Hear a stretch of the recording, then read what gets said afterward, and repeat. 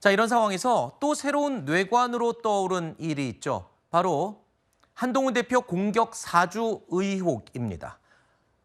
이 의혹의 여진이 계속 이어지고 있는데 한동훈 대표는 강경한 입장을 밝혔습니다. 좌파 유튜버 아주 극단에 서 있는 상대편에다가 허위 공격을 사주하는 것은 선을 많이 넘은 해당 행위죠. 이런 부분을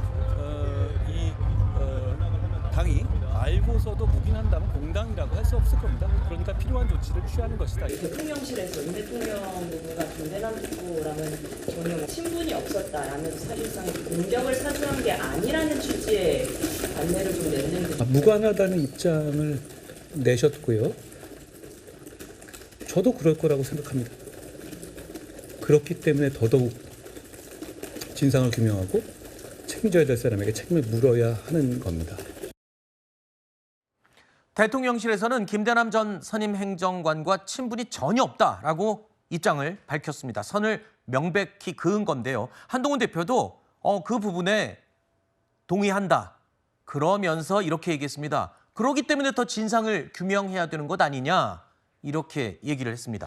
예, 원래 이제 선거 과정에서 특히 이제 당 내부의 어떤 공천 과정에서 결과가 좋게 나오지 않은 부분에 대해서는 항상 좀 이런저런 구설수가 많은 것이 사실입니다. 최근에 또 김영선 의원도 그렇고 저기 이제 김대남 전 행정관도 그런데 참 어떻게 보면 좀 창피한 이야기죠. 어쨌든 김대남 전 행정관 같은 경우에 정말 좌파 유튜브 서울의 소리 때문에 얼마만큼 윤석열 정부와 국민의힘이 공격을 많이 당한 것을 본인도 잘 알 텐데 네. 그 기자와 저렇게 전화 통화를 해서 녹취를 통해서 이렇게 큰 문제가 발생하고 있는 건지 참 정말 부끄러운 어떤 일인데 저는 그럼에도 불구하고 한동훈 대표가 당 대표로서 현재 진상조사까지 하는 것이 맞느냐. 왜냐하면은 지금 과연 이런 어떤 문제가 계속해서 이제 깊게 들어가면 들어갈수록 계속 뭐랄까 당이 스스로 좀 누워서 침 뱉는 어떤 그런 어떤 결과가 저는 나오지 않을까 참 우려되는 부분도 참 있습니다. 그래서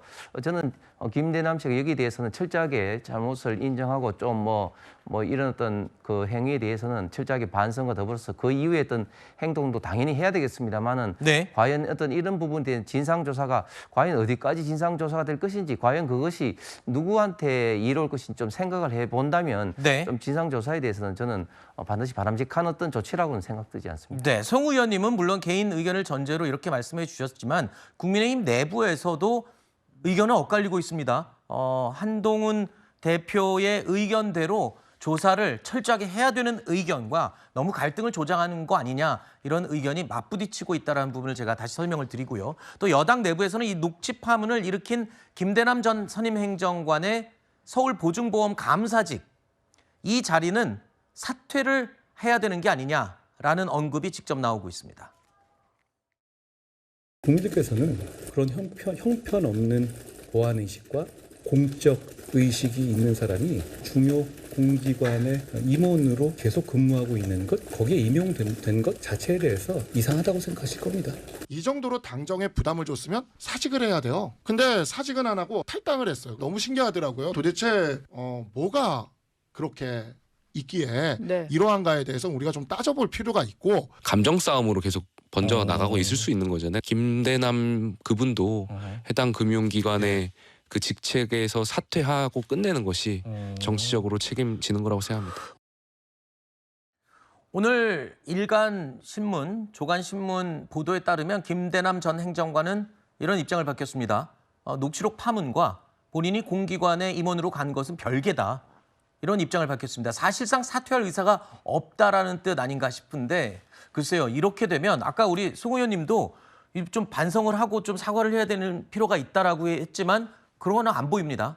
그렇죠. 근데 심지어 저는 사퇴를 해도 문제는 해결되지 않는다고 생각합니다. 왜냐하면 네. 김대남 전 행정관은 저 자리에 갈 수 있는 위치에 있지 않습니다. 그 말은 뭐냐면, 그러니까 그 청와대에서 근무한 대통령실에서 근무한 3급 성립행정관 정도가 갈 수 있는 자리가 아니라는 것이죠. 그럼 누군가가 저 자리에 꽂아줄 수 있는 누군가의 힘이 작동했다는 것이고 그것과 관련돼서 지금 김대남 전 행정관이 한동훈 전 대표를 공격하는 사주를 했다는 한동훈 대표에 대한 공격 사주 때문에 그 자리에 가지 않았다는 의혹이 지금 정황이 명확하게 나와 있습니다. 그럼 이거를 밝혀야죠. 근데 지금 한동훈 대표가 당에서 당 차원에서 아무리 조사를 한다 하더라도 김대남 전 행정관이 협조를 하지 않을 것이기 때문에 아마 어려울 것이고 그러면 아마 전 용산 대통령실에서 자체 조사를 하는 것이 유일한 방법인데 그것도 아마 하지 않을 겁니다. 지금 네.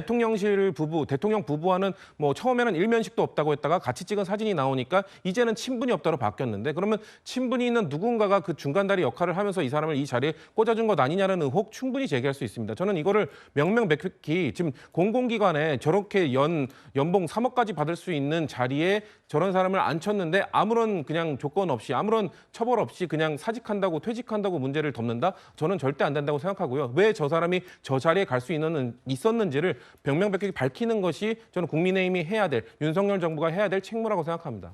알겠습니다. 자, 그리고 반가운 소식이 하나 전해졌는데요. 의료 대란을 해결하기 위한 의정 갈등 중재자로 나섰던 한동훈 대표, 여야 의정 협의체 출범은 아직도 좀 지지부진한 상황입니다. 그런데 이 꽉 막혀있던 상황에 돌파구가 열릴지 관심이 쏠리고 있습니다.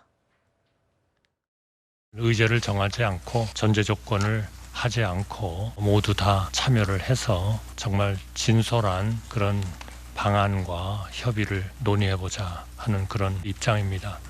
정부에서도 의제 제한이나 전제 조건 없이 대화하자는 입장을 사실은 그전에는 이렇게 명확하게 말씀해 주신 적은 잘 없었을 거예요. 그것 때문에 의료계에서도 정부 입장은 좀 다른 것 아니냐. 정부 입장은 어떤 선을 딱 그어놓고만 있는 것 아니냐. 이렇게 생각하시는 분들이 많았는데 오늘 총리님께서도 아까 들으셨다시피 정부 입장도 여야 의정 협의체가 출범하는 데 있어서 의제 제한이나 전제 조건은 없다는 점을 분명히 해주셨고 자, 지난달 고위 당정 협의에서 한덕수 총리와 한동훈 대표 격론을 벌였다는 이 소식이 알려졌었죠. 충돌했던 것으로 알려지고 있는데 자, 그때는 2025학년도 증원 논의 자체의 선이 그어졌습니다. 그래서 앞으로 대화는 안 되는 거냐, 여야 의정 협의체는 불가능한 거냐 했었는데 이렇게 되면 뭔가 대화의 문이 조금 열리는 분위기입니다. 그래서 여야 의정 협의체 한 테이블에 앉기를 빠른 시일 안에 앉아서 논의를 하기를 기대해 보도록 하겠습니다.